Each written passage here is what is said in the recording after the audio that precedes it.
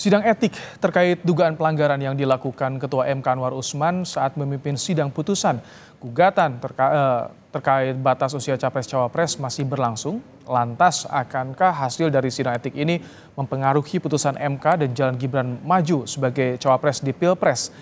Kita akan bahas bersama dengan pengamat hukum Universitas Brawijaya yang juga pelapor Ketua Mahkamah Konstitusi, Aan Eko Widiarto. Selamat petang, Pak Aan. Selamat petang, Pak Ibrahim. Baik, Pak Aan, jadi proses sidang yang tengah bergulir nih di Majelis Kehormatan MK, nanti putusannya bisa pengaruh nggak kepada putusan MK soal syarat Capres-Cawapres? Ya, kalau menurut pendapat saya tidak bisa berpengaruh ya. Karena argumentasi saya begini, putusan Mahkamah Konstitusi itu berbeda dengan putusan yang ada di lingkungan Mahkamah Agung. Putusan Mahkamah Konstitusi itu bersifat final and binding. Final itu artinya mempunyai kekuatan hukum tetap. Binding itu artinya adalah mengikat langsung sejak diucapkan. Dengan demikian maka tidak ada sarana untuk kemudian bisa melakukan upaya hukum terhadap putusan yang sudah dijatuhkan oleh Mahkamah Konstitusi. Memang saya sebagai pemohon mungkin tidak suka dengan hal ini, tapi itulah konsep ketatanegaraan kita hari ini gitu, Mas. Tapi target yang Anda laporkan itu apa sebetulnya, Pak Aan, kalau tidak ada celah untuk bisa menganulir putusan yang sudah diketok oleh MK?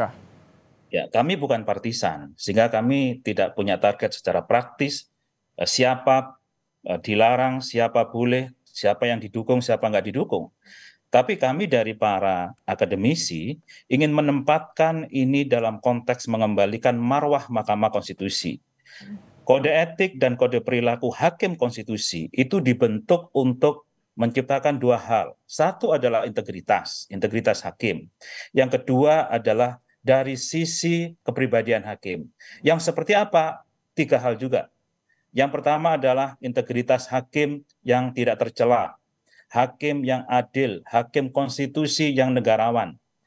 Ini kita ingin ke depan jangan sampai ada lagi ya, hakim Mahkamah Konstitusi yang nanti misalnya nanti dugaan kami diterima oleh MK-MK tidak akan mengulangi lagi karena proses konstitusi ini sangat panjang. Ini Dan arahnya ke penggantian Ketua MK, Pak Aan.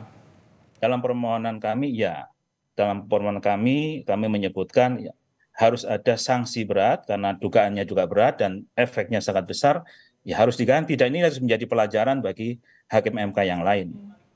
Ini ada kaitannya kan kalau misalkan pemilu masih berjalan sampai nanti kalau ada sengketa pemilu, ini yang diharapkan hakim MK tidak ada kepentingan dengan salah satu yang berperkara. Ya betul, itu nanti akan menjadi salah satu efek yang terdekat. Ya, daripada nanti timbul polemik lagi. Ya, kalau ini tetap saja berjalan komposisi hakim 9 seperti yang saat ini, komposisinya sama namanya, nanti ketika terjadi PHPU di bidang pemilu presiden, pilpres, maka akan menjadi masalah lagi begitu. Dan delegitimasinya akan semakin besar kalau sekarang timbul delegitimasi di Mahkamah Konstitusi, nanti bisa lagi menjalar ke lembaga kepresidenan, bisa juga menjalar ke lembaga legislatif. Nah, ini yang kita tidak inginkan dari sisi ketatanegaraan. Oke, jadi artinya putusan apapun nanti putusan Majelis Kehormatan MK ini tidak akan berpengaruh pada pencalonan Gibran di Pilpres, Pak Aan ya? Ya, menurut pendapat saya begitu, tidak berpengaruh pada. Baik, soal objektivitas dari Ketua Majelis Kehormatan ya, Jimli Asidiki, bagaimana Anda melihatnya? Karena pernah deklarasi dukung Prabowo nih Pak Aan. Ya, memang di dalam negara hukum, dalam negara demokrasi, setiap orang punya preferensi. Semua orang punya pilihan politik.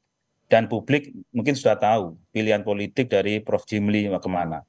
Tapi harapan kami Prof. Jimli dengan integritas beliau, kenegarawanan beliau ketika memimpin Mahkamah Konstitusi tidak terpengaruh dengan kondisi yang sekarang. Itu kan sebelum Prof. Jimli menjadi ketua MK-MK gitu.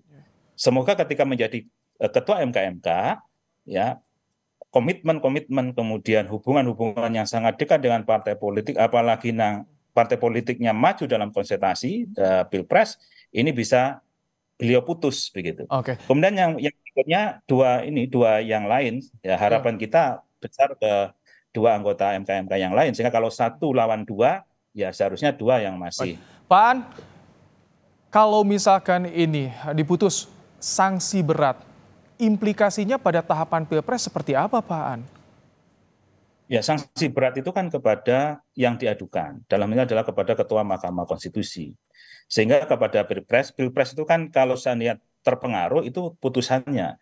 Tadi saya menyampaikan putusannya tidak berpengaruh terhadap Pilpres ya.